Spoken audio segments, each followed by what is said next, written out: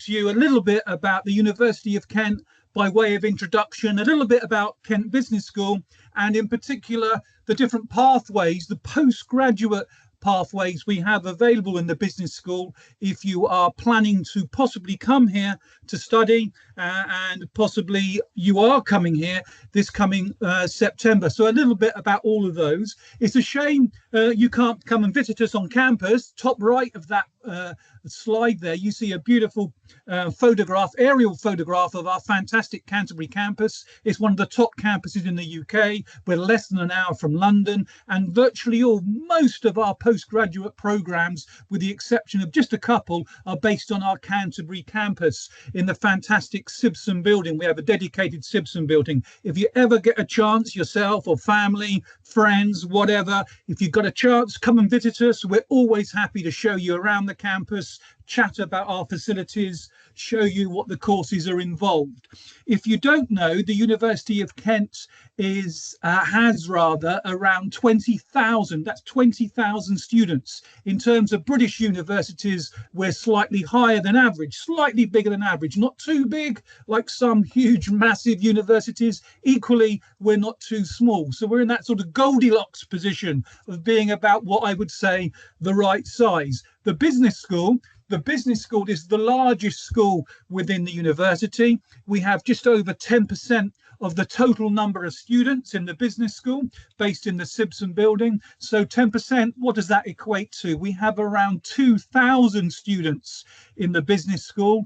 That's made up of approximately 15 to 1,600 undergraduates. So we recruit 600 to 700 undergraduates each year, and a further 300 to 400 postgraduates, mainly doing postgraduate taught masters. That's your 12 months masters, but also some do some research, some do PhDs, etc., etc.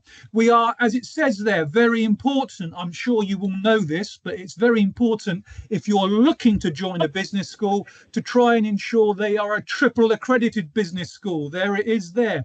That's only about 1% of business schools in the world. Triple accreditation, as I'm sure you'll know at the bottom there, means we've been accredited by AMBER, the AACSB, and Equus, as well as other different accreditations that we have as well, Small Business Charter, Athena, and a number of other professional accreditations I'll tell you about shortly. So we're a triple accredited business school. We're top 20 in the UK for business and management. So if you imagine, there's about 130, 140 universities in the UK, roughly, depending which list you want to look at. Virtually all of them have business schools, and we are seen in the top 20. We have fantastic entrepreneurship facilities. We have an entrepreneurship hub, the Aspire Centre. We have fantastic research. 80% of our research is seen as world leading.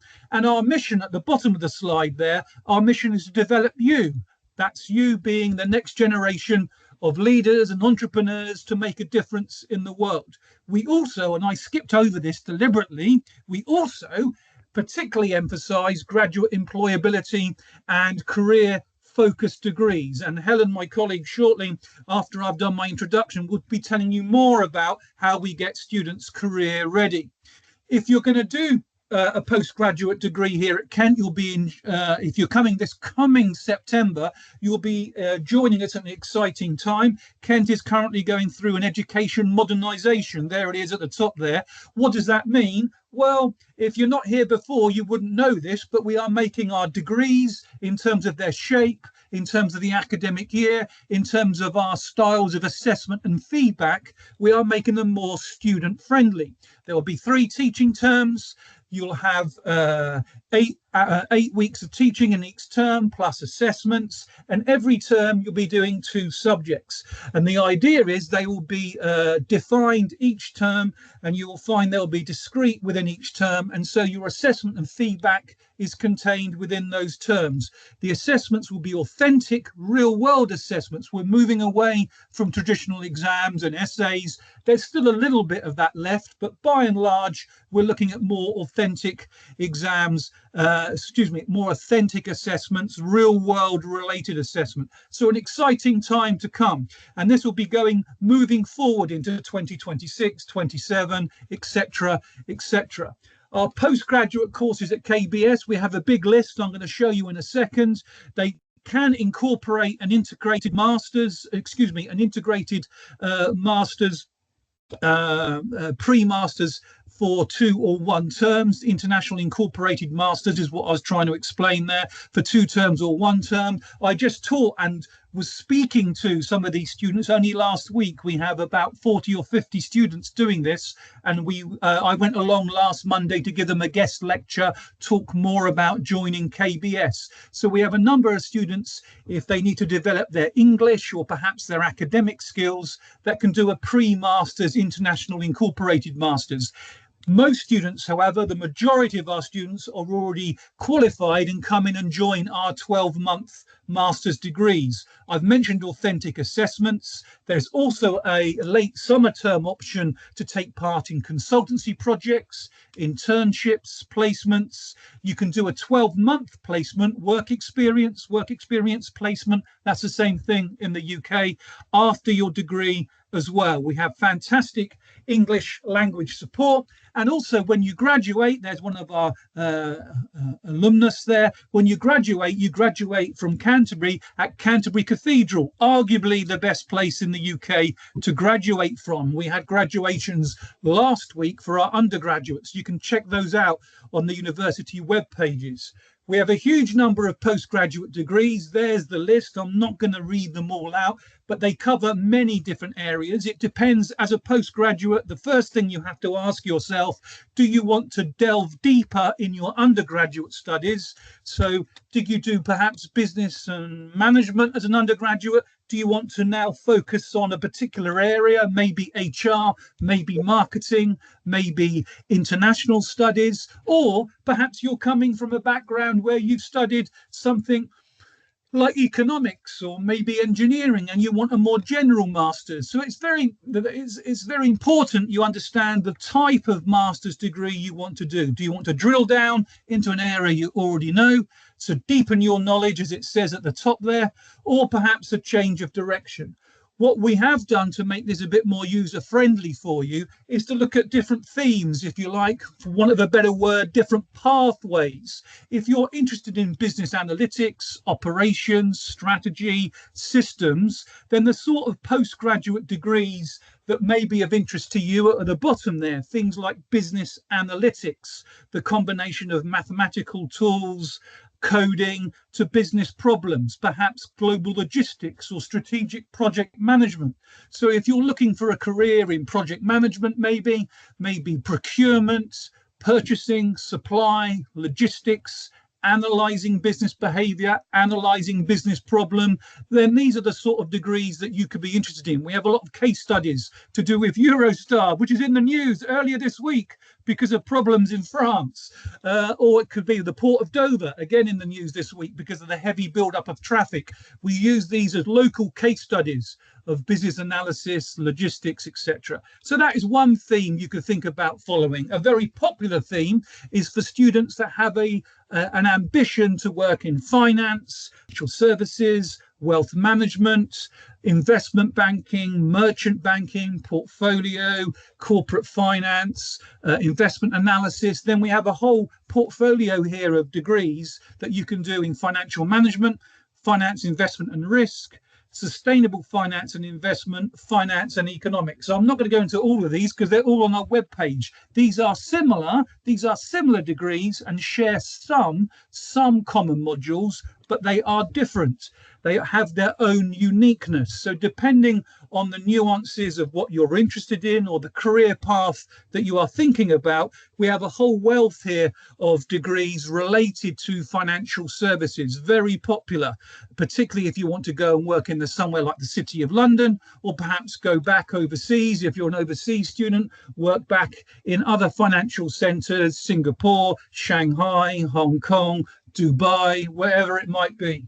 If your interest is more into entrepreneurship, marketing in particular, or international business, again, we have a little portfolio here at the bottom of degrees related to this pathway. International business and management is very popular, particularly for international students that want to work and work across different cultures, work in different countries, have an understanding of cross-cultural management, have an understanding of developing economies, have an understanding of international trade. That's very popular. Equally, if you find that your real interest lies in marketing, and in particular maybe digital marketing, if you're interested in social media marketing, then these could be your degrees as well.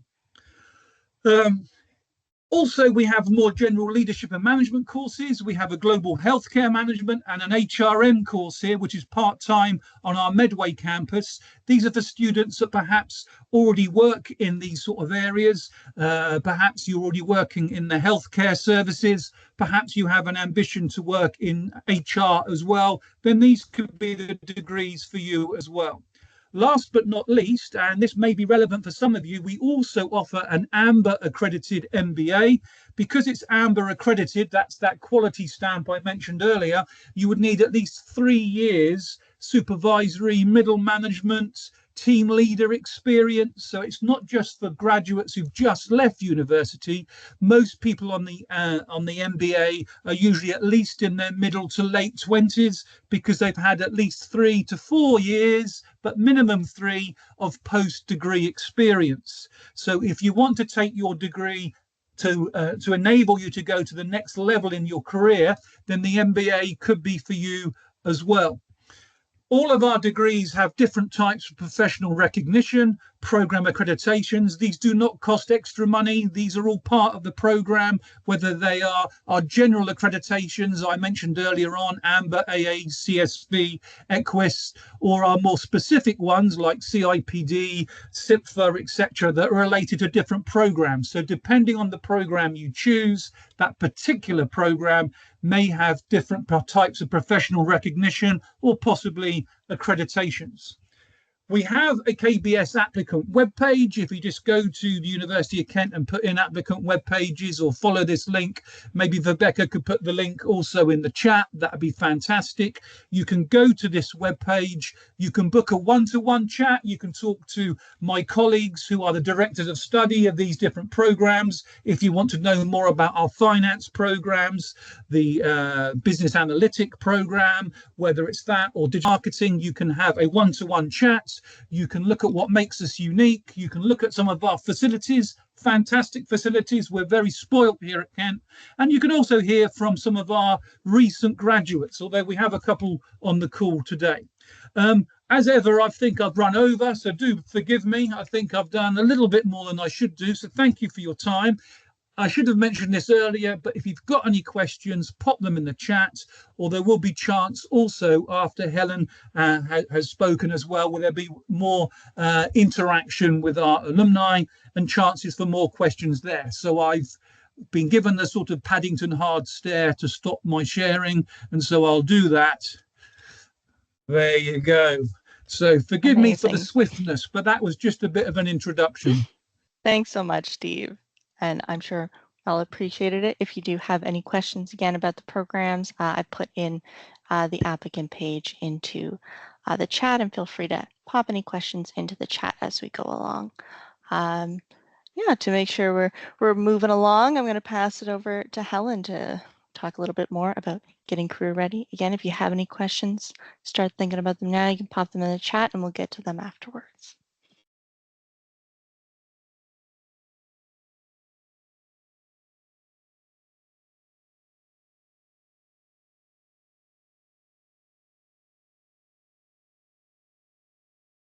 I'm just checking you can see my slides and you can hear me okay. Yep, great. Okay, so thanks very much for that information. I always love hearing about all of the different things that are going on at KBS. Some of the courses are really inspirational, and certainly I've met some of the students who have studied them, and I've been supporting them to get into employment and find jobs. So it's really good to hear that presentation again. So a little bit about me. My name is Helen Johnson. I'm a qualified careers advisor, but I'm not the only one here at the University of Kent.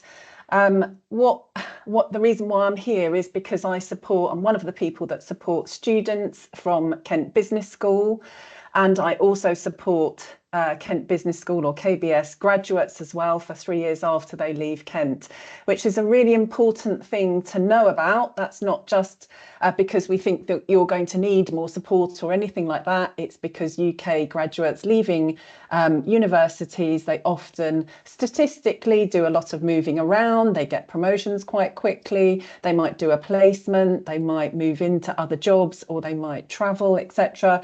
And so my job is really interesting because I get to support not only current students, but also graduates from all over the world after they leave Kent. And it's such a good service. So I want to be able to say that to you at this point, which is great. As I said, I work with a team of advisors here, including people who support dedicated placement support advisors as well. And that support, hopefully I'll meet some of you in a one-to-one. So that support can be one-to-one, face-to-face. It can be like this in groups or presentations, either in person or on Teams. And we work from both Canterbury and Medway campuses. We've got so much careers information, it's too much to say today. Obviously, we're in a short timeline. You'll be able to look back at these slides through the recording that Rebecca will send out. But please do know that this is just the tip of the iceberg. Please do come and speak to us when you arrive, or even before. As soon as you get your Kent email address login, we can start supporting you.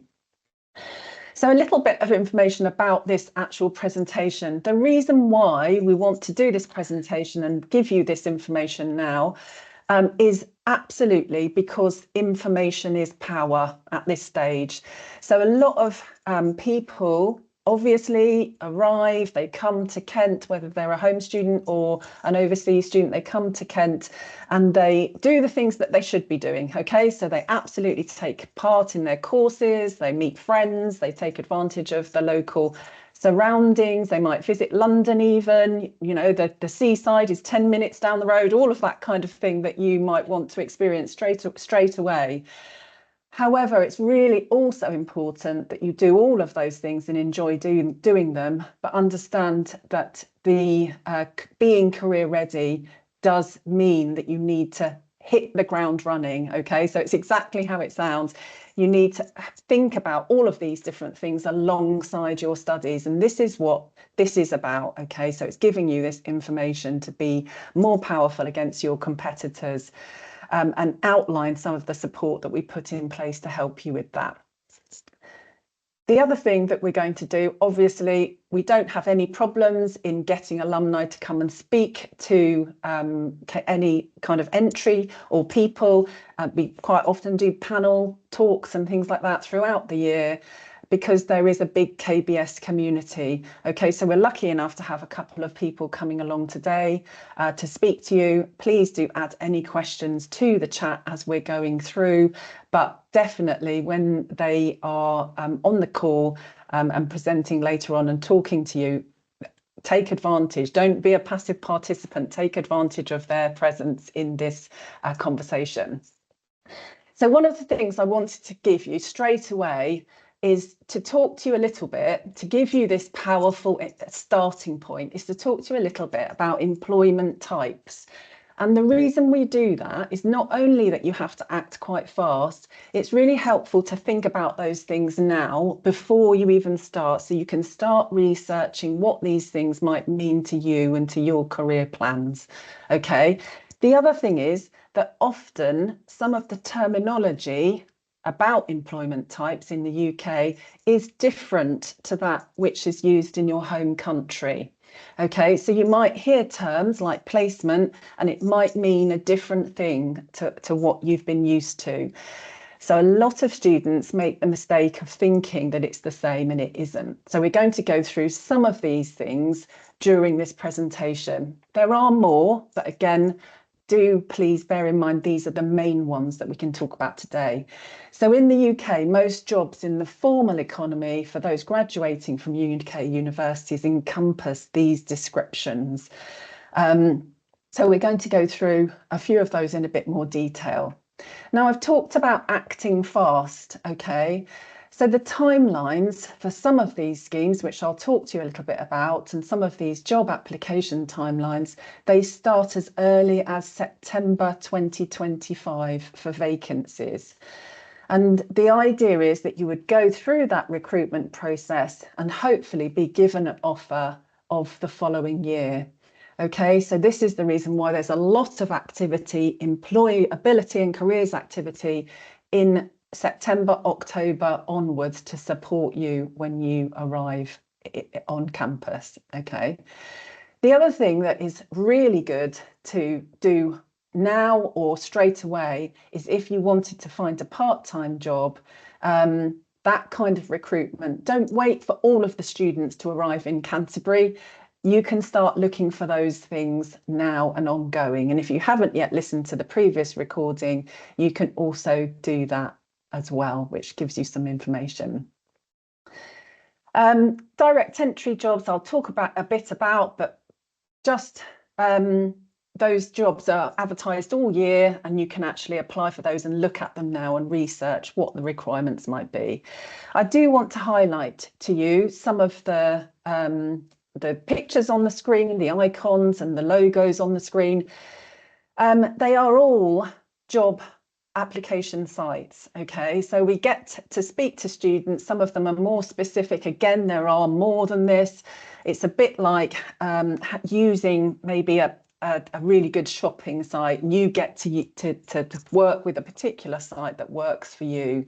Okay, so you don't have to use absolutely all of them. Find some that work for you, that you can really work, and all of their different systems and alerts and things like that work well for you. You don't have to use them all.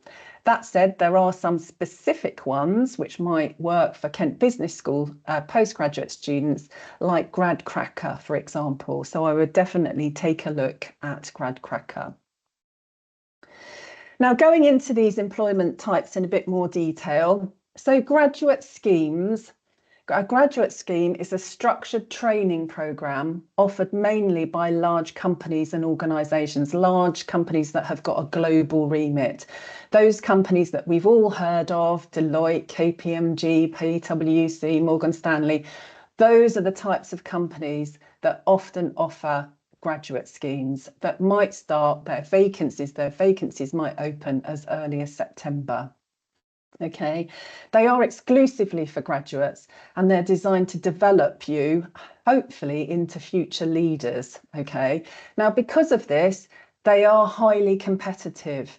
It doesn't mean to say that you can't get on one. Okay, so just because they are highly competitive, absolutely, we support at every single stage of the multi-stage recruitment process that you might go through to apply for a graduate scheme. Now, obviously, hopefully you can take a screenshot of this or look back at some of the slides later on, because it's got more detail. I'm not going to read it out to you because you can have a look at that yourself and look up the different types. And the reason why thinking about that timeline, the graduate scheme application process might start in September onwards, whereas the direct entry roles might start later on. So a little bit more about that multi-stage recruitment process and how we can support you with those recruitment processes. We all know absolutely that employers and recruitment are starting to use AI more and more for their applications. And so we're consistently talking to employers about how, all the different ways that they're developing their different recruitment processes so we can then help our students. So some of these things are to do with the platforms that we buy into. So a little bit more about that. Your recruitment for a graduate scheme or a placement with a big global employer might start with a CV or an application form at the top of that ladder there. It might then go into testing of some kind, and it might go into a video interview after that.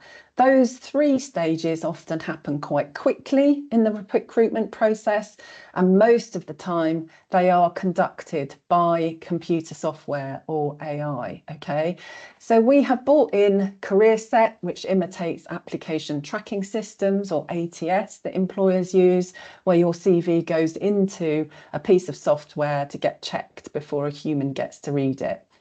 We also have Graduates First. You can see on the screen there, next to the psychometric testing and the assessment centre activities that help students. And we also have Shortlist Me, which helps use AI for video interview practice. Now, it's really important to know that you can access things like Graduates First if you just Googled it now, for example, but they would ask you to pay for it. Okay, so don't do that until you have got your Kent login, because you will get this. You won't have to pay for it because it will all be paid for you, and it comes out of your fees and funding that you've already paid. Okay, so please don't log into it yet until you've got the Kent login. Now, a little bit about direct entry jobs. You can absolutely get direct entry jobs with the same big employers. Okay, so the same employers I was talking about with the global remit, they also offer graduate schemes and they offer direct entry jobs. But they're slightly different when it comes down to the style. So a graduate scheme might contain training, it might contain certifications, that kind of thing. A direct entry job is often where an employer wants somebody, I mean, it might be one person or 2 people, and they want somebody quite quickly, so they don't have that long timeline to actually get in the door. Okay, so this is the reason why we're talking about this now, because sometimes students make the mistake of applying for graduate or looking for graduate schemes too late, or applying for direct entry jobs too early, and they can't start them yet according to the employer requirements. Okay, in an ideal situation, you might get a student applying for graduate schemes, and if they're fortunate to get an offer, then they would do that. If they don't get an offer of a graduate scheme, they then start applying to a direct entry vacancy closer to the time that they graduate. It's common for me to have to speak to students because they've been offered more than one opportunity and they need to work out which one to take. Okay, so the people that take on everything that we're talking about are more likely to fall into that bracket. It's also not just about big companies, and you heard Steve talking about Aspire there, where he was talking about the enterprise department within Kent Business School who helps with startup. So the applications that you can make don't all need to be with big companies, and quite a lot of students, and postgraduate students included, go and work for organisations that we would call an SME, so a small and medium-sized enterprise that contains 250 employees or less, and there are a lot of them. Okay, so it's really good to make sure that you try to apply for a selection of different opportunities. But again, it does need to involve research. Now, the typical SME application process is a bit like the direct entry application timeline. You would apply with a CV or a covering letter or an application form. You might get invited to interview and possibly even a second interview, and then you would be given a start date. So that timeline is much shorter. Now, the thing that gets most confused, in my experience, by students is the differences between the term placement, because in some countries, if you're offered a placement, it means you've been offered a job. Okay, now placement, although sometimes placements do lead to a permanent job offer, placements in the UK is usually a 12 months or 44-week period of work with an employer, and it's an intrinsic part of your degree. Okay, so it's actually part of your degree where the placements team would check for suitability. And like I said, that placements team is a team of people that can help support you with the processes and applying for jobs, applying for placements, sorry, where to look and how to apply. Okay, internships, again, the term internship, is actually more common. It is getting more common, but it's more commonly used outside of the UK. Okay, so in the UK, an internship is usually a short period of work, sometimes work experience, sometimes maybe a little bit less paid or not always paid at all. And those internships are often offered as part of your vacation or after you've graduated, and they are not part of your degree. Okay, so you can sort of do that as you want to, but it's not something that the university needs to check for suitability like it does with a placement. Okay, so hopefully that has cleared things up. You'll also get people, I've had students who are saying, what's a year in industry, what's a placement, what's an industrial placement year? They're all the same thing. Okay, so all of that terminology means the same thing, a placement year, which is an intrinsic part of your course. Now, moving on a little bit, I'm going to go over this quite quickly. I really love this slide because a lot of students find opportunities via networking. Okay, so, and then I have some people saying, well, I don't know anybody, how can this help me? But you can absolutely carve out, if you hear people talk, if you listen to webinars, if you read autobiographies or listen to how people got their jobs, it's very rarely, I saw a job, I applied for the job, I got the job. Quite often it's how they approached it, how they networked with the employer, how they took advantage of an opportunity, even if they didn't know whether that opportunity was going to give them a job, but they met people to talk to.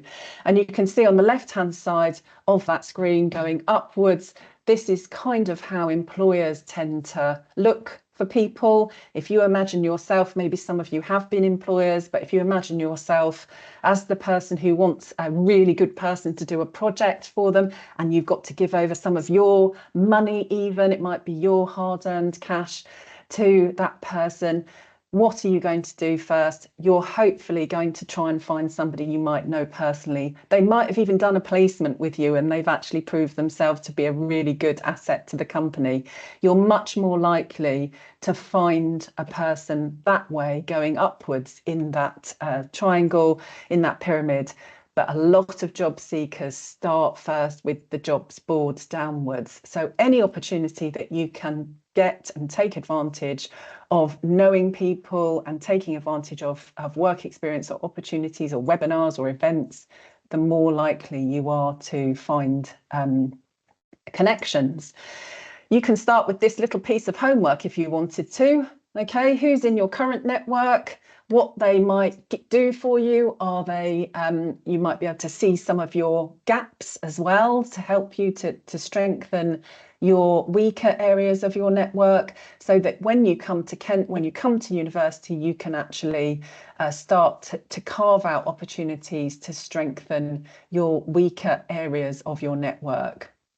And you can do that by joining specific groups, seeking out opportunities or connectors I've put on there, and strengthening those weaker areas. It's definitely quality over quantity. And if I could just read out that part in pink, aim to have a wide network, as knowing lots of people who are very similar does not make a strong network. So lots of people on your LinkedIn profile, great. Connections on your LinkedIn profile, great. How strong are they? How strong are those weak ties? So seek out opportunities to strengthen certain areas. Now, some resources to help you. I've been through some of those in the slide there. So this is mainly the Careers and Employability Service. You are very capable of looking on our web pages, the Careers and Employability Service, to have a look at some of those tools as soon as you get to Kent and as soon as you get your email login. Link with us on LinkedIn, as hopefully you will do individually, as well as our department and KBS, etc. A new thing this year is you may have heard of something called Jumpstart. So the organisation Student Circus actually was created and developed by 2 international students over 10 years ago now, I think, and we work really, really closely with them. They've developed a platform that as soon as you pay your deposit, you will get an email to access this. And you can go through every single one of those sections on the screen there to help you to prepare before you even land in the country or come to Kent. This is how we're really, really committed to helping you with this career journey and being career ready. They even have a little badge once you've completed these different areas that you can then add to your LinkedIn profile once you've completed it, like a little award. Talking about awards, this is the award-winning employability points, and I know that some of the alumni who've taken part in that are going to talk a bit about that in a moment. So this is an employability points scheme. It's basically points means prizes, and it means that you can access anything that you take part in on campus or outside of campus that isn't part of your actual degree, that gives you employability skills, and you will get points for it. Okay, and when you get to 200 points, you can then apply for paid internships, and some of those internships then transfer over to a job or a placement at the end. We also have a massive autumn careers fair. Put that note in your diary. Again, note how these things are quite early on in the term, the 16th of October. Employability Festival, or EmpFest, is from the 13th to the 24th of October. And all of these things, as you can see, give you that opportunity to network and make connections, like I mentioned earlier. Now, I'm aware I've gone through all of these things in quite a lot of speed, so I'm hoping that you are able to look back at the recording and some of the links. We have not just our events happen in October, we have them all year, including International Students Week, which is the week beginning the 17th of November. But you can see some of the topics that we cover there. There's loads though. So lastly, in summary, absolutely, information is power. Okay, so you, having been at this presentation, knowing that you have got to hit the ground running and how you can get support from Kent Business School and the Careers and Employability Service, you are strides ahead of people who might not listen to this or might not have come, okay? Because you then know that you have to act quite quickly and get yourself prepared to adapt to the UK job market. Okay, and we can definitely help you make those goals and help you to progress them forward. So before I'm going to stop sharing, and hopefully we're going to then talk to, we've got some 15 minutes or so to talk to the alumni that are coming along. Amazing. Thank you so much, Helen. That was so in depth. I feel like we got so much information.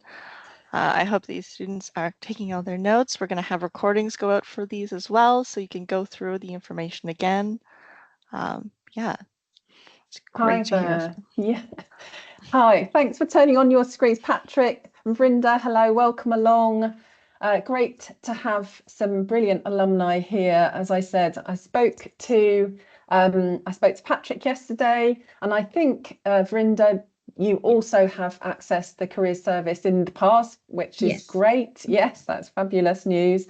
I think before we move on at all, it would be really helpful if you just gave us a very, very kind of a brief introduction to yourself, your name, your role, how long you've been working, what you studied at Kent, that kind of thing, so that the audience can get to know a little bit about your background. Vrinda, would you like to start?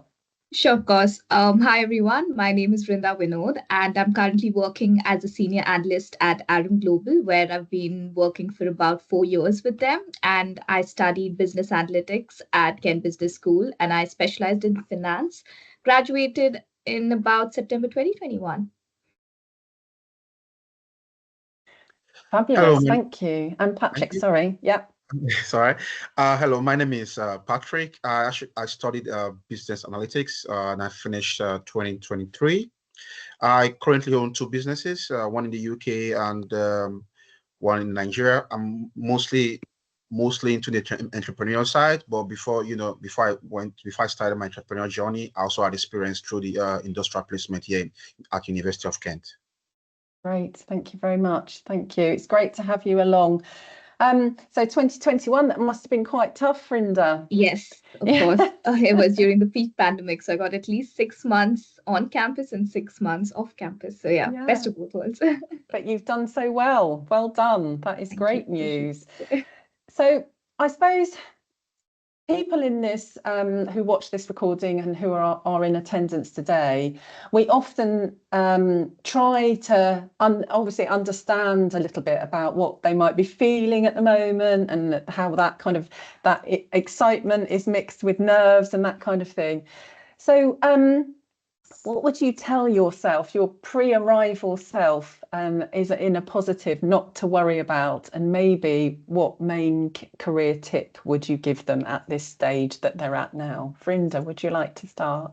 Of course, I think I know how that feels. It's so nerve-wracking, moving out of your comfort zone and coming into a new country. Obviously, the first thing I would say is don't overthink it. I feel like it's not just you, but everyone out there is just trying to figure it out. At the same time, I feel like you meet genuine people who actually want to help, whether it's at the university or the people you meet from different ethnicities. It could be lecturers, staff. So I feel like it's okay to not know everything on day one. You tend to grow every day. So I feel like it's a learning curve. Every day you are moving out of your comfort zone, but it's so good to take that leap forward because you grow into a different person altogether, for sure. Great, thank you. And Patrick? Yeah, for me, I actually did my undergraduate here in the UK, and one of the challenges I had was the fact that after I finished my undergraduate, even though I finished with a good result, I lacked some, transferable skills.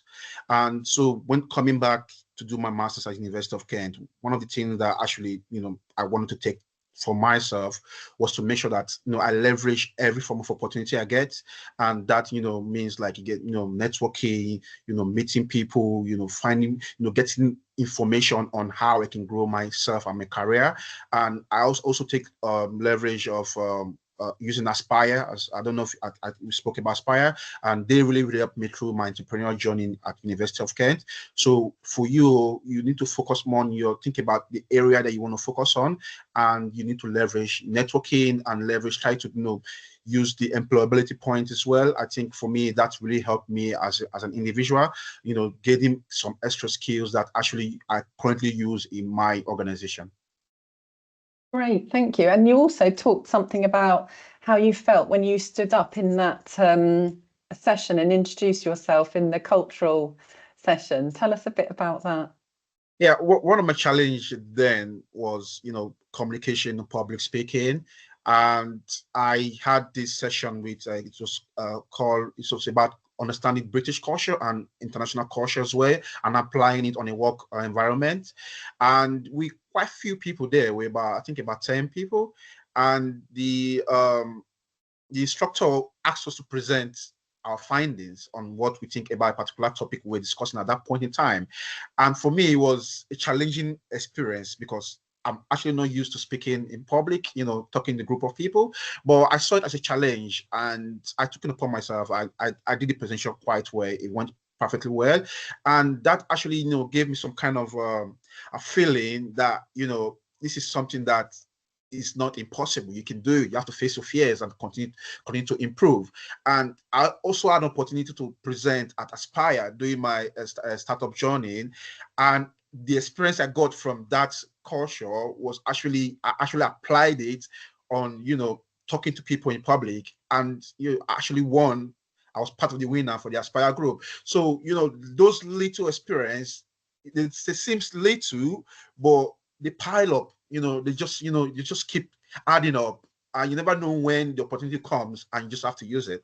So it's always encourage people to any single, even though you think it's irrelevant, as long as you're learning something new, just go for it. You know, you're in school, that's the thing that's the only thing you can do now, because once you're out of school, you focus more, you know, getting a job, making money, focus on family. But right now you're in school, just, you know, leverage that opportunities, learn as much as you can before leaving.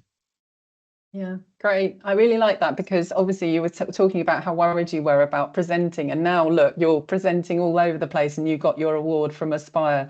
It's really impressive how these things just chip away, and you can build your confidence on it. So how about you, Vrinda? Has any opportunity led you to something that you maybe didn't think that you would develop when you were at university, maybe a connection or a conversation or something like that? Of course, I think it's definitely connecting with the alumni back in the day, because obviously, it's to understand what actually happens in the market.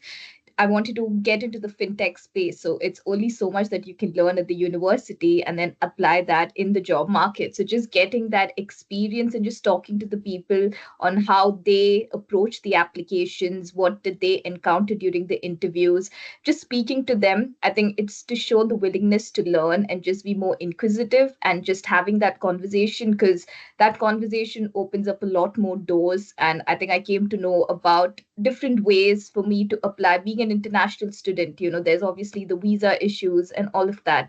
So just having a little bit more insight from people who have more experience, I think that was really helpful for me to just navigate that path, especially during, COVID as well. So yeah, that was probably my way of navigating that situation.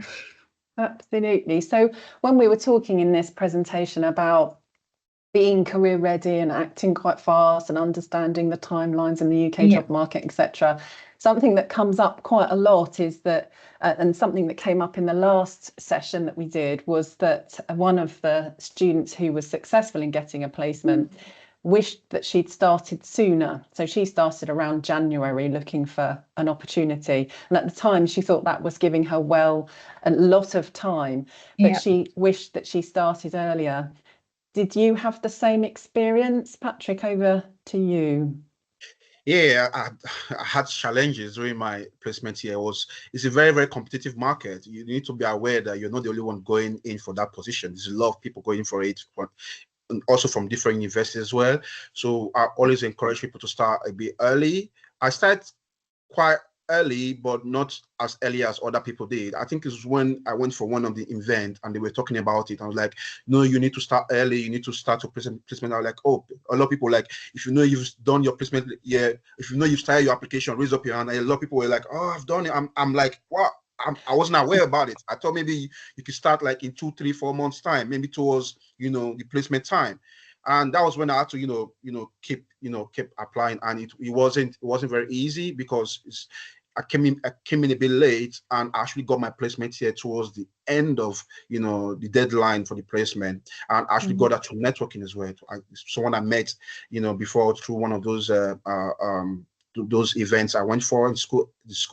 He told me about a company that was hiring, and they were looking for someone with my expertise, and I applied for it with an interview, and I got the placement here. So I always encourage people to just go for it early, because you never can tell. There's a lot of competition out there, so you need to leverage every form of opportunity, every form of networking, every form of, anything you can leverage on, just go for it.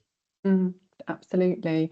What about you, Vrinda? Do you think that you start, and I know your situation was slightly different with different challenges back then, but what would you advise about the timeline?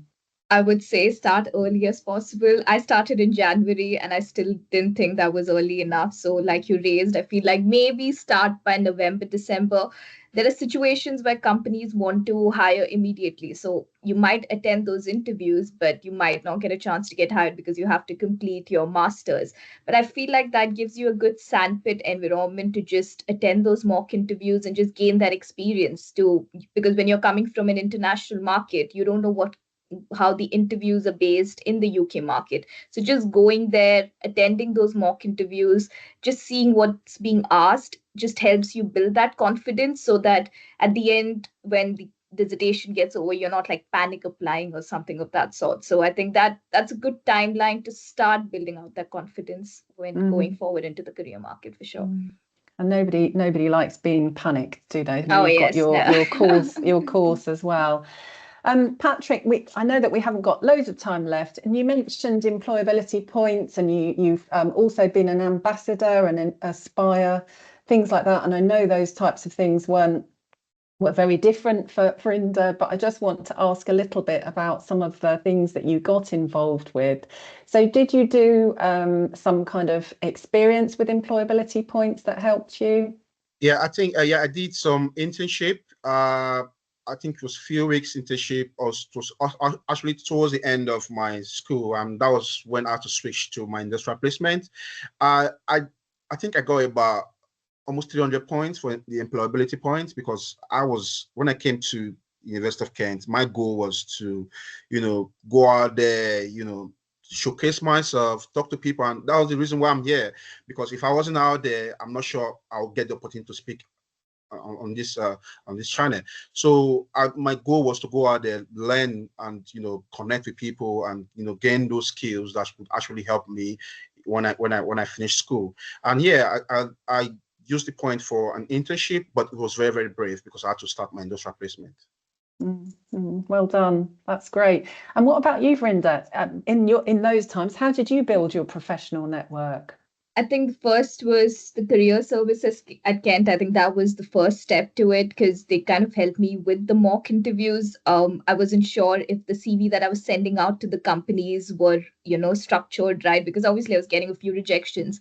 So just speaking to them, understanding what's lacking in my CV, how it needs to be structured, and just running practice tests, like I think which you kind of build up the site where you have these game-based assessments, right? So you want to practice the timings and all of those stuff.